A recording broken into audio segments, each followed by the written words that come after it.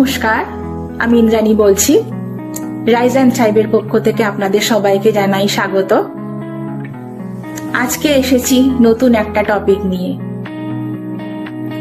আচ্ছা বলুন তো, আমাদের জীবনে সমস্যা কিন্তু অনেকটা ঝড়ের মতো আসে, তাই না? বিনা নোটিশেই কিন্তু আসে।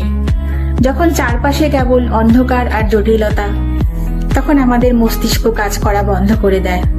আমরা ভয় পাই, আমরা প্যানিক করি। কিন্তু মনে রাখবেন, অন্ধকার যত গভীর হয়, তারার উজ্জ্বলতাও কিন্তু তত বেশি বোঝা যায়। জীবনের সব থেকে বড় সিদ্ধান্তগুলো কিন্তু এই কঠিন সময়তেই নিতে হয়।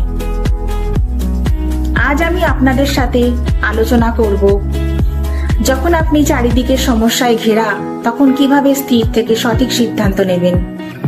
সমস্যার সময় আমাদের প্রধান শত্রু হলো আমাদের আবেগ। রাগ, ভয় বা দুশ্চিন্তার মাথায় নেওয়া কোনো সিদ্ধান্তই কিন্তু দীর্ঘমেয়াদে ভালো হয় না। যখনই খুব চাপে থাকবেন, নিজেকে প্রশ্ন করুন, আমি কি এই সিদ্ধান্তটা ভয় থেকে নিচ্ছি নাকি আমার নিজের প্রয়োজন থেকে নিচ্ছি। প্রয়োজনে 10 থেকে 1 পর্যন্ত উল্টো করে গুনুন অথবা দীর্ঘ নিঃশ্বাস নিন। আগে নিজের স্নায়ুকে শান্ত করুন, তারপর সমস্যার দিকে তাকান। আমরা যখন পুরো সমস্যাটাকে একসাথে দেখি, তখন সেটাকে হিমালয়ের মতো মনে হয়। কিন্তু আপনি যদি সেটাকে ছোট ছোট ভাগে ভাগ করে ফেলেন, তাহলে দেখবেন তা সহজ হয়ে গেছে। প্রথমে একটা কাগজ নিন, মাঝখানে দাগ দিয়ে এক পাশে লিখুন যা আপনার নিয়ন্ত্রণে আছে, অন্য পাশে লিখুন যা আপনার নিয়ন্ত্রণে নেই। যেটা আপনার হাতে নেই সেটা নিয়ে ভাবা বন্ধ করে দিন। যেটা নিয়ন্ত্রণে আছে, শুধু সেই ছোট ছোট অংশটুকু নিয়েই প্রথম পদক্ষেপটি নিন। সিদ্ধান্ত নিতে ভয় পাওয়ার মূল কারণই হলো যদি ভুল হয়ে যায়। নিজেকে নিজে প্রশ্ন করুন, এই সিদ্ধান্ত নিলে সব থেকে খারাপ কি হতে পারে?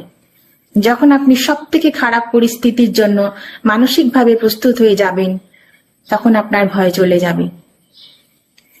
আর ভয়হীন মানুষই পারে সব থেকে সাহসী এবং সঠিক সিদ্ধান্ত নিতে। সিদ্ধান্ত নেওয়ার আগে নিজেকে 3টি প্রশ্ন করুন। এই সিদ্ধান্তের প্রভাব কি আগামী 10 মিনিট পর থাকবে? আগামী 10 মাস পর এর গুরুত্ব কতটুকু থাকবে? আর আগামী 10 বছর পর? অধিকাংশ সময় আমরা এমন কিছু নিয়ে চিন্তিত থাকি যা 10 মাস পর আমাদের মনেও থাকবে না।